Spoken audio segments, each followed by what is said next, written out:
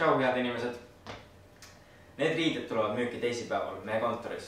Eriti soodsate hindadega. Toimub lõpumüük. Üks meie partneritest lõpetab tegevuse. Hoolimata sellest kurvast uudisest on see teisipäevane sündmus kindlasti rõõmsameelne ja tore. Lisaks sellele, et me müüme neid vahvaid riideid siin, pakume me teile ka kommi või küpsist, ise küpsetatud küpsist loomulikult. Ja samal ajal, kui te siin ostate, saavad teie lapsed soovi korral meie väikeses mängunurgas mängida või kui lapsed magavad vankris und, siis saavad nad parkida ennast meie kontori akna taha, mis on ilusti kohe paistasid, et rahulikult oma valik lastele siin ära teha.